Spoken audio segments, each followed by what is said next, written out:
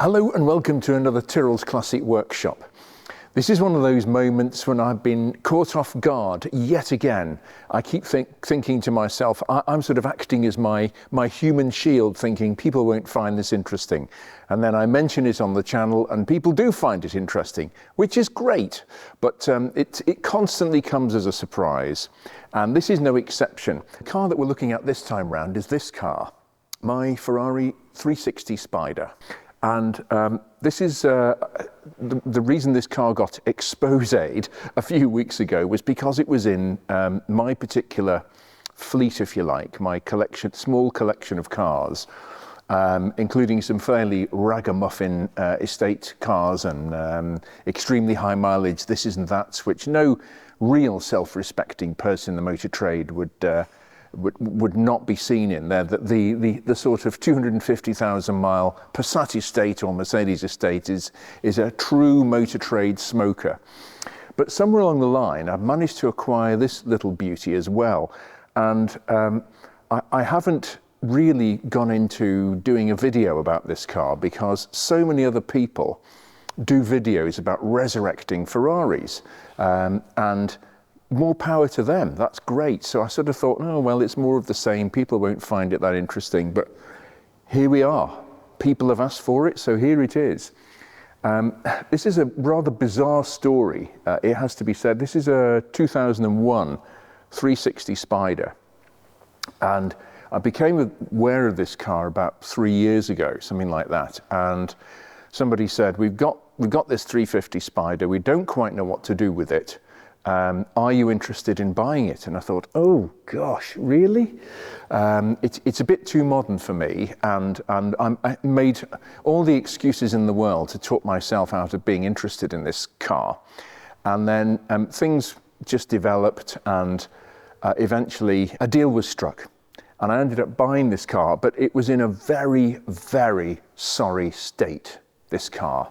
It really should have been a write-off, technically speaking, not because it had been involved in an accident, not because it had rolled over, not because it had gone on fire, but because it had been, since it was fairly new, it had been in a barn, a wet barn, unused and abandoned. I know not the story why, but there it is. So it's done 14,000 miles, but it was in a horrendously damp state. I didn't, simply because I didn't think it would be that interesting on the channel, I didn't take too many photographs of its progress along the way. Essentially, the car was a write-off. I mean, there was water in the instruments, about that deep. There were puddles of water inside the dashboard. And all the aluminium on the car, everything was corroded and flaking. I mean, it was just a mess everywhere you looked, and the dampness, it's still here. The dampness had actually got under the paint, even though it hadn't been in the weather outside being used and stone chipped and polished and anything else. It was all actually eating into the paint and coming up underneath. And the car is still like that, essentially. I've made a pretty awful job of trying to tidy up the worst of it on the front end one Saturday afternoon with a couple of rattle cans and not very much patience. It's not my discipline at all, I'm pleased to say. But we'll leave that to Ryan on the likes of the F40, which he does a magnificent job on. But what we did do was concentrate on the electronics and the mechanicals. And the car was obviously a non-runner. And when we started to explore the electronics of the car, most of it is the nerve center is behind the front seats, sort of on the floor, just at the bottom of the bulkhead there. And started by cleaning up all the electrical connectors and replacing quite a few of them, fuses, relays, all that sort of thing. And there were several times along the way when I talked myself out of this whole thing and said, this was such a bad idea. I'm going to sell this car for scrap value. The engine and transmission have got to be worth something. The basic body has got to be worth something. The interior trim, which did manage to survive beautifully, has got to be worth something. But no, we soldiered on. We kept reaching points and thinking, do we go any further with this or do we not? unfortunately, I regrouped, left it for 2 or 3 weeks languishing in the corner of the workshop, and then thought, let's have another go. And that's how the car progressed. And the most extraordinary and unlikely places of dampness just got in everywhere. As I say, the wiring, things, aluminium things would just crumble apart. I mean, it was in a horrendous state.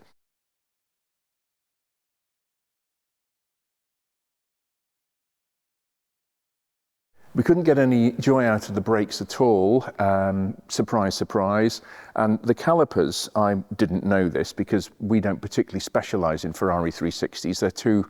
Electrically, they're too modern for us. But the little inlet port going into the brake caliper, actually the fluid crystallises in there.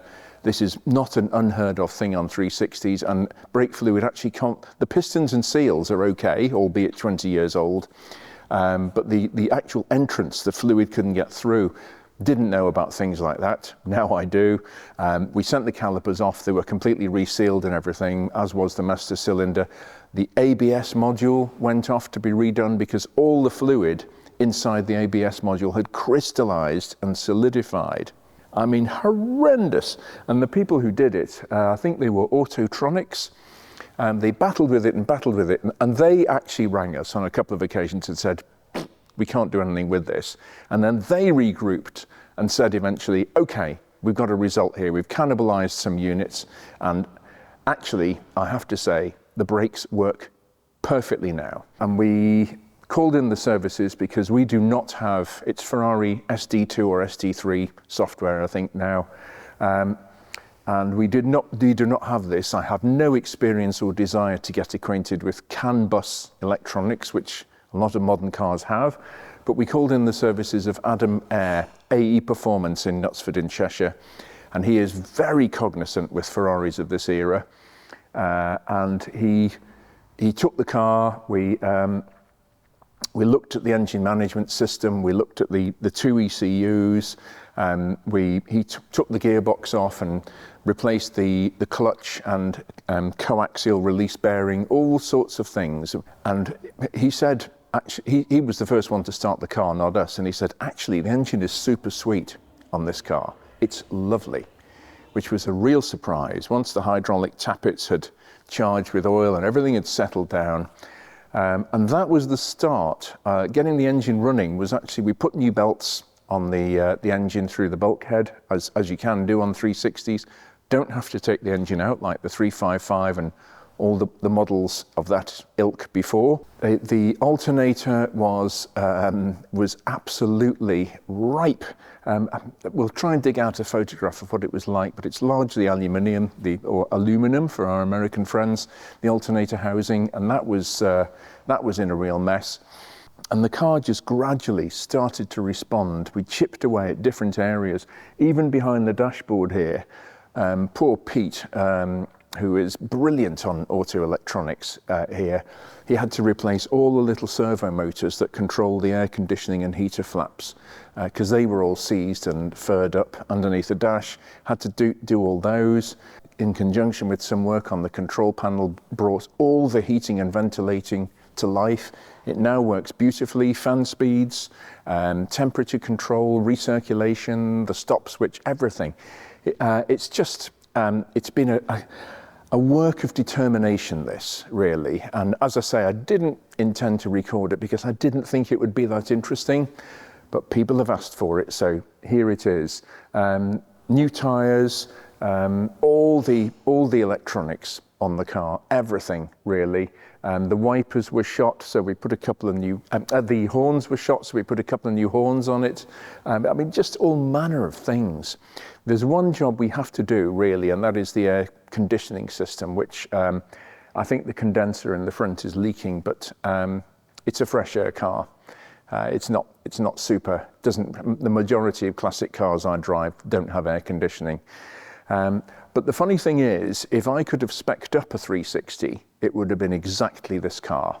Tour de France blue, which I think they look lovely in, the tan leather with the carbon fibre racing seats, manual gearbox, very important for me.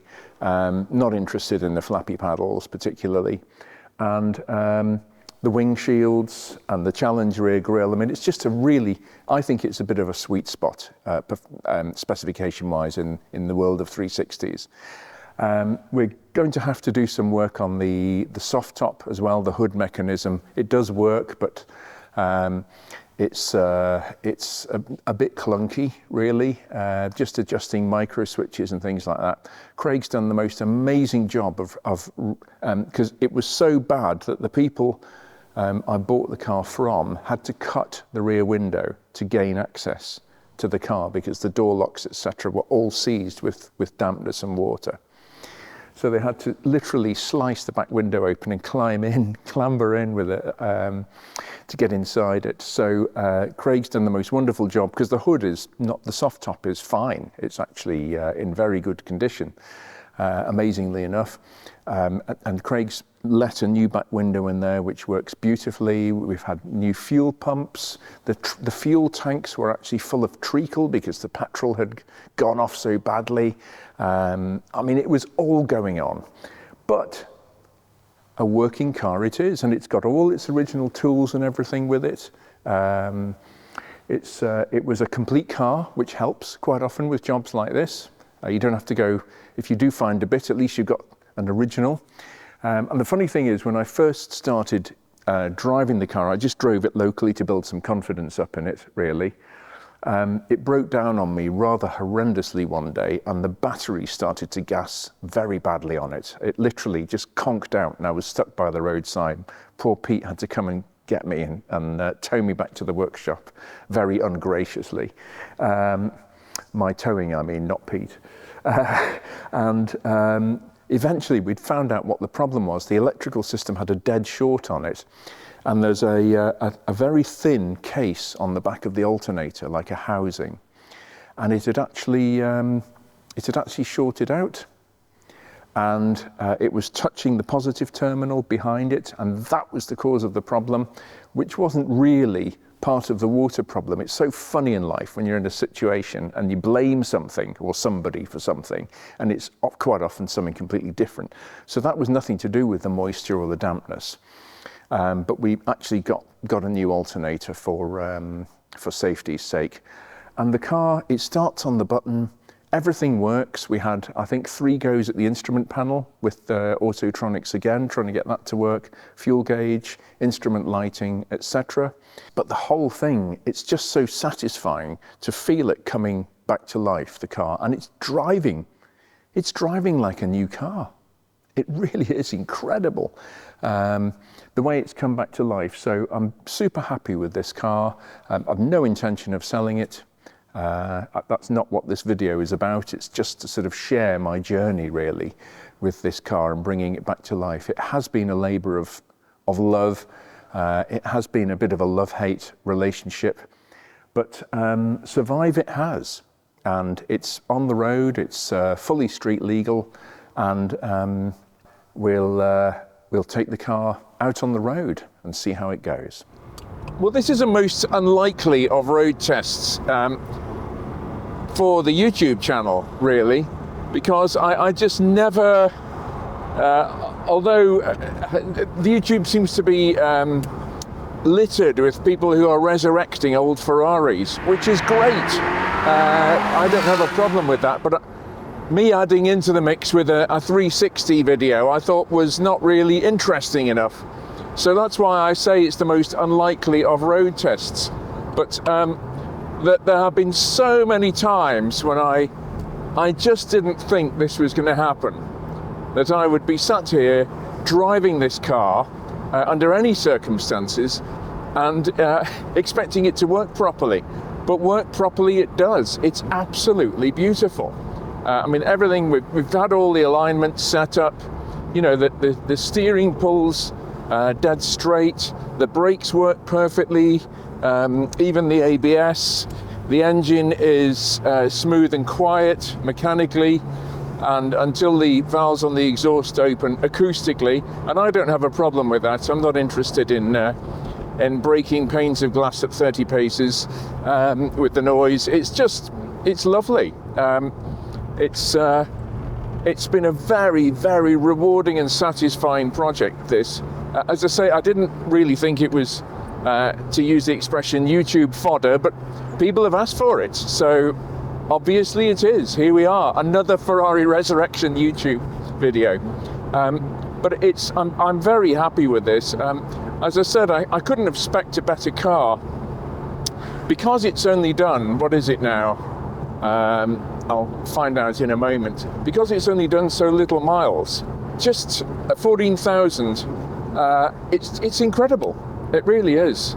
It feels like a 14,000 mile, well looked after 360.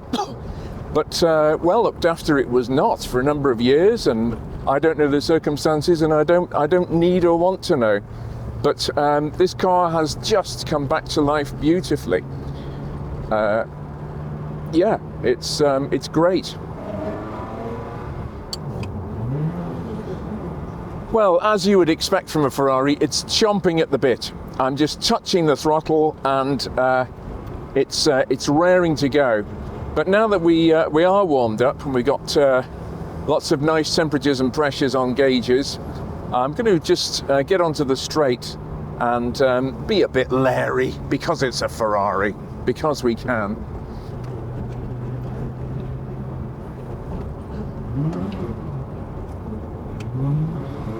Okay, here we go.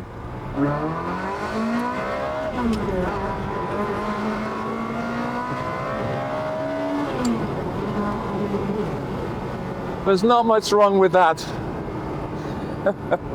As soon as you open the throttle, as it should do, the valves on the exhaust system open, and they're off.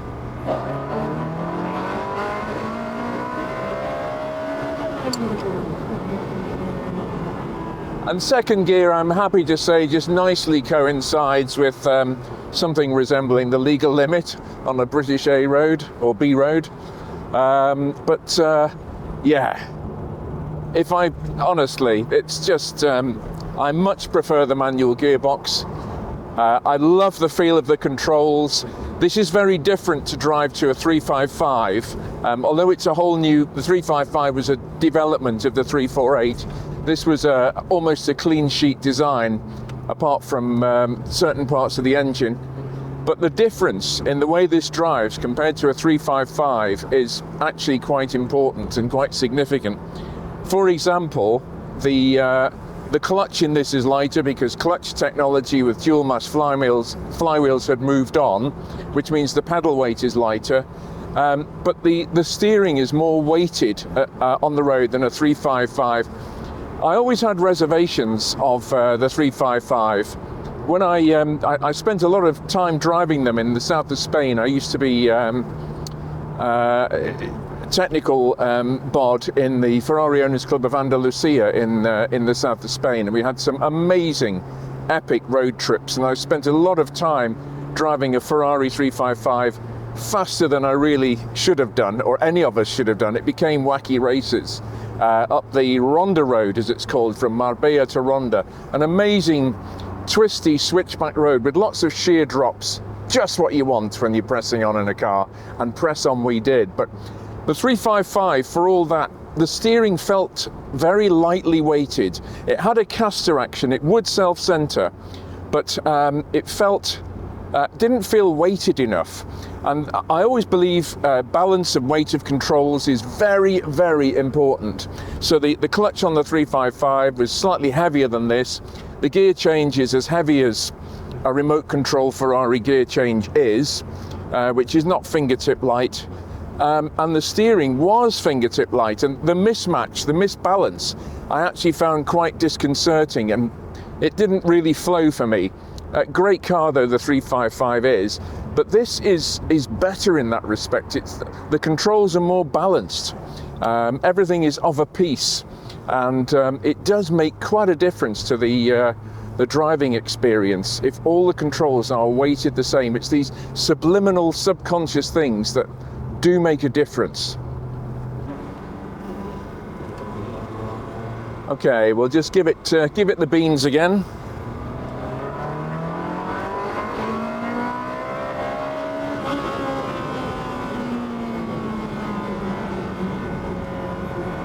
Yeah, that lovely Lovely weighted steering, much better than a 355. Just a joy to drive this car. I love the spec. As I mentioned earlier, Tour de France blue with the tan, the racing seats, carbon fibre racing seats, manual gearbox, wing badges. It's sort of my ideal 360 specification. And I like the 360 because it's almost accessible. It's whatever it is, 185 mile an hour car, 180. It's not crazy hypercar. So even at sort of moderate speeds, 40, 50, 60 miles an hour, you can still play with it a bit. It's not like the whole thing's just completely switched down until 100 miles an hour when it starts to come to life. Of course, 40 miles an hour is a fraction of its speed, but nevertheless, it's accessible.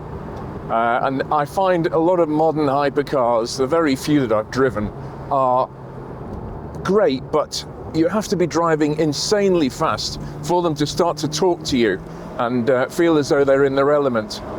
This is a little bit different.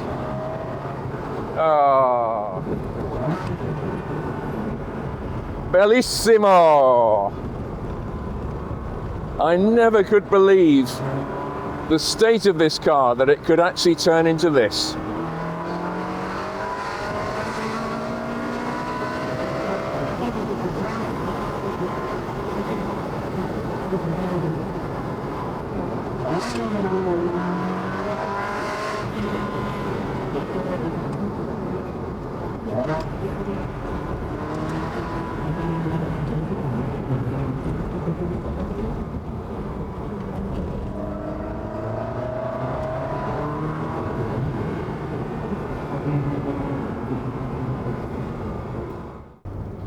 And the other thing is the tractability of this car, because I seem to remember Luca di Montezemolo, if I've pronounced his name correctly.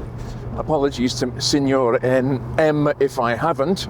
What he wanted in his tenure of running Ferrari, CEO, he wanted them to be more accessible as everyday cars. He didn't want them to be Sunday toys to drive to the golf club and back, or whatever, to go track day driving and nothing else. And he wanted them more drivable and more tractable and more usable. And this car actually does fit into that category. I mean, I'll take it down to, we're in 5th gear now, doing 25 miles an hour. In fact, that's 1200 RPM. I'm going to floor the throttle now. And it's off.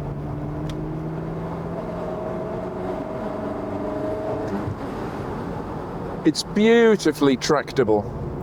It doesn't just bog down and fall asleep. It actually does accelerate from 1200 RPM, albeit slowly.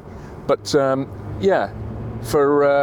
for driving in busy traffic and on these terrible roads that people have commented on the last video, and will probably comment on this one as well,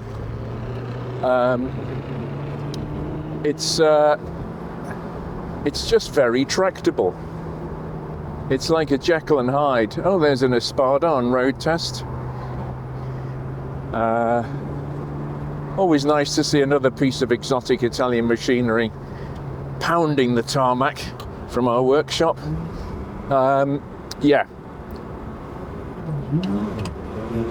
We've got to have one more go at this, just because we can.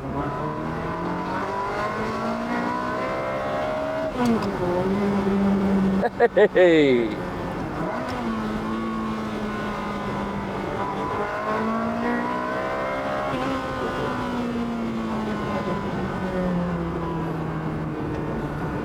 Oh, I'm very happy to be able to trust this car to do some distance driving in it. I gradually built up the use of it, really, from a very short run, just literally round up the private grounds on the airfield where we're based, before venturing out onto the public road and going through all that good stuff. But it has just come to life fantastically well. It certainly doesn't drive like anything other than a 14,000 mile, well looked after 360, as I mentioned earlier. Yeah, so I can see a few road trips coming up with this. Yeah, there's even room for a bit of luggage.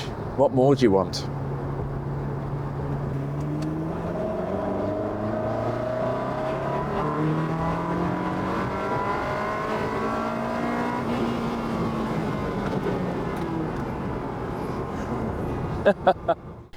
Well, that concludes another Tyrrell's Classic Workshop video. Please don't forget to subscribe and like, and we'll be back with something else very soon.